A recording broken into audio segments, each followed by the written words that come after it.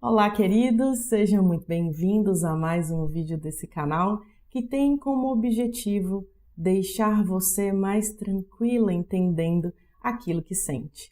E além de lidar com as dores de alma, as tristezas e os desânimos da vida, na saúde mental a gente lida muito com dores físicas também. É muito comum pacientes que sofrem com quadros de ansiedade terem queixas de dores no corpo. E eu vou explicar para vocês hoje 5 tipos de dor muito comuns, de dores muito comuns em quadros de ansiedade. A última delas, uma das que mais causa sofrimento, das quais a gente mais conversa em consulta e que eu vou esclarecer para vocês hoje. Se você não está inscrito nesse canal, clica no botão vermelho, ativa o sino das notificações enquanto o Bruno vai rodar a vinheta. Bom, a primeira dor, ou o primeiro tipo de dor que a gente mais percebe, e que os pacientes mais se queixam em quadros ansiosos que têm relação com tanto quadros já diagnosticados de transtorno de ansiedade, quanto quadros de estresse, pessoas que estão passando por um período muito difícil, é a dor cérvico-braquial, também conhecida como síndrome da tensão cérvico-braquial ou popularmente a dor no pescoço. Essa dor eu já falei para vocês num vídeo que eu dei 7 dicas para melhora de ansiedade. Se você não viu, clica aqui no card depois para assistir.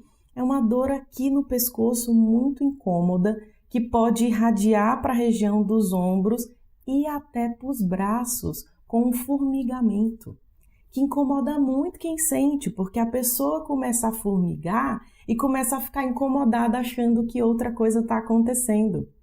E vocês sabem que muitas pessoas que sofrem com transtorno de ansiedade têm uma hipervigilância dos sintomas. Ela percebe tudo o que acontece e ainda tem um pensamento catastrófico, um pensamento de piora. E aí você imagina um formigamento que pode irradiar para os braços, a pessoa já pensa que é AVC ou que está tendo um infarto se for mais concentrado em braço esquerdo. Isso é muito comum. Também é comum nesse tipo de dor a pessoa perceber pontos, nódulos musculares que apertando geram essas sensações, que você percebe que ali é uma região de dor maior, onde se concentra esse nódulo. E aí, nessas situações, a pessoa também pode ter uma irradiação de dor para o meio das costas, para esse grupo muscular que fica na região central. E é muito incômodo, porque normalmente também está associada a uma postura contra a dor, que a gente chama de postura antálgica, Aí a pessoa começa a sentar de um jeito para aliviar a dor, começa a sentar de uma forma que possa não sentir a dor e começa a piorar a dor porque aumenta a tensão muscular. E, consequentemente, ela vai ficando pior. Isso é importante porque tem relação com o estado de tensão. O estado de tensão, especialmente em quadros de ansiedade generalizada, que tem como uma das principais características a preocupação permanente. E aí esse estado de tensão altera completamente o músculo esquelético e gera esse tipo de coisa. A segunda dor associada, inclusive que está linkada a essa primeira que eu falei, é a cefaleia tensional. Eu fiz um vídeo aqui sobre a cefaleia tensional, já respondendo a uma pergunta, mas falo dela agora de novo, porque a cefaleia tensional também está associada a essa contração muscular dessa região cervical, associada a um estado de preocupação e dá uma sensação muito ruim, porque a pessoa toma remédio, a dor não cessa completamente, às vezes fica em faixa aqui, nessa região da frente da cabeça, como se estivesse apertando, uma sensação muito estranha, e aqui na nuca. E, mais uma vez, se a pessoa tem um estado de ansiedade e hipervigilância de sintomas, dor na nuca, ela pensa o quê?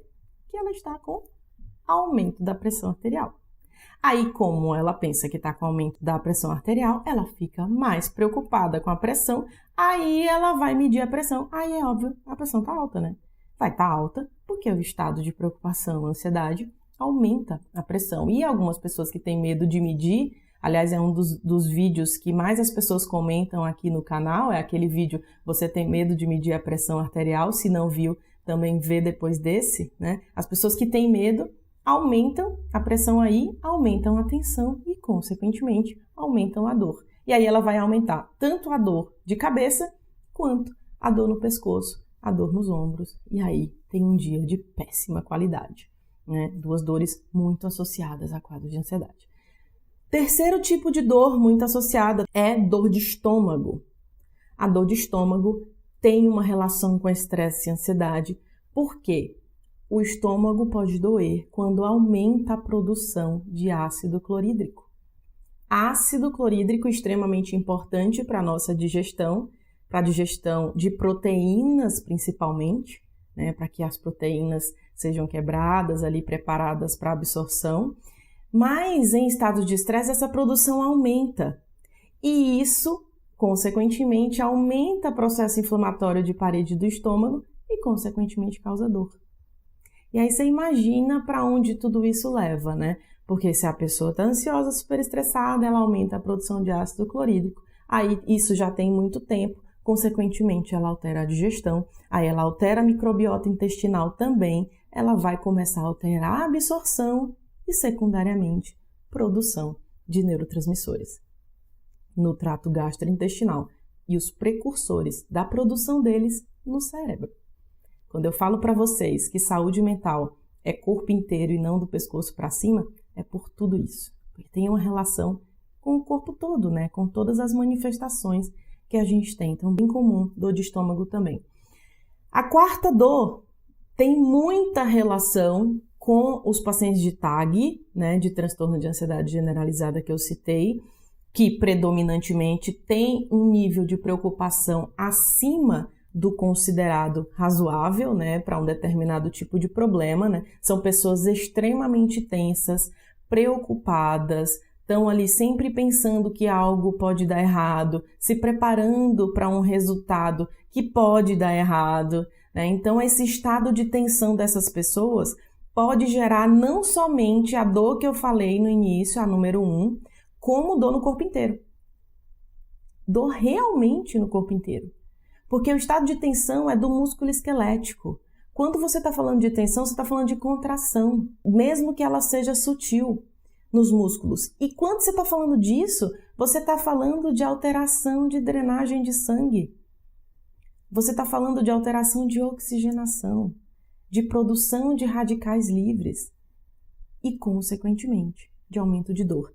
Aí a pessoa pensa de cara, porque ela põe no Google, e ela pensa, dor no corpo inteiro, aparece lá o quê? Fibromialgia.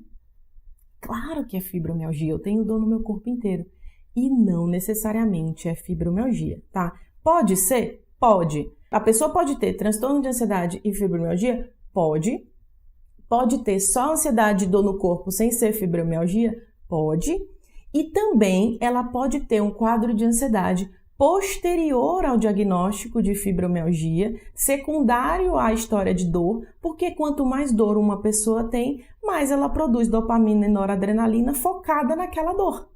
Consequentemente, ela vai ficar mais ansiosa. Mas o tratamento da fibro tem modulação de neurotransmissor? Tem, mas também tem uma preocupação com produção de energia de mitocôndria, né? Um resgate dessa saúde mitocondrial, produção de oxigênio, de nutrientes ali para a saúde celular. Mas uma coisa pode andar junto e pode ser separada da outra. Então é preciso que se exclua isso, para não ficar todo mundo que acha que tem dor no corpo inteiro é porque tem fibromialgia, tá bom? E o último tipo de dor, que é o quinto tipo, é uma das dores que mais causa sofrimento, que eu já falei aqui no vídeo que eu falei de palpitação e ansiedade, né, a batedeira no peito, eu expliquei sobre ela, que é a dor torácica.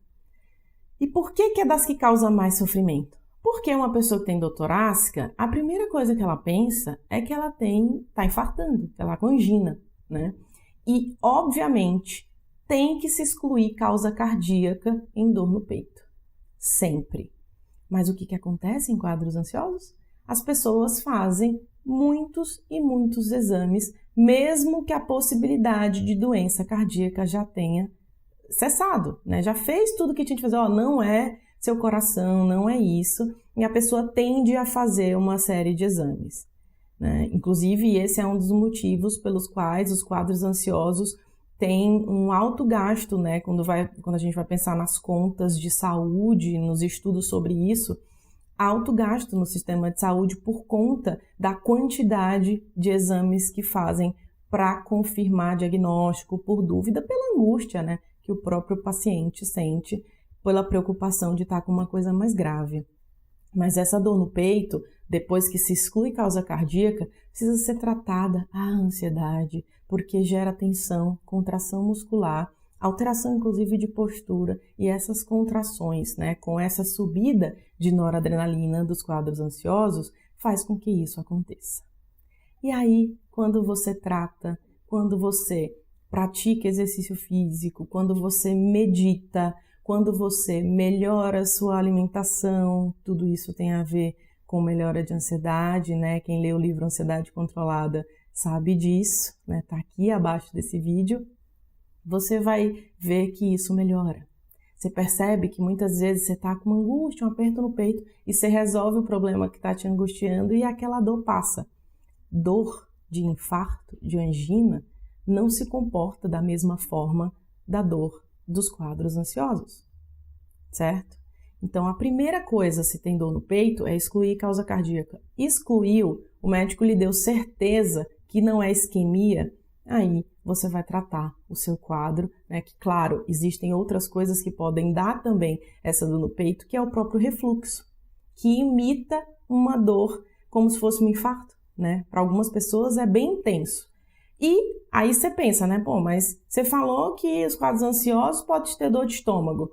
Então a pessoa também tem a possibilidade de ter refluxo? Tem sim. E aí ela pode estar com dor torácica do refluxo, mas ela também pode estar com dor torácica da ansiedade. Pois é. Por isso que é um assunto complexo, que tem que tratar tudo e tem que pensar em tudo no corpo todo, certo? Esses são os 5 tipos de dores muito comuns em quadros ansiosos, eu vou repetir, que é síndrome da tensão cervical ou síndrome cérvico-braquial, né? Essa dor aqui na região pescoço, ombro e que pode irradiar para braços e costas, dores de cabeça, prevalentemente cefaleia tensional, dor no estômago, dores difusas que se confundem com fibromialgia e a dor no peito, certo?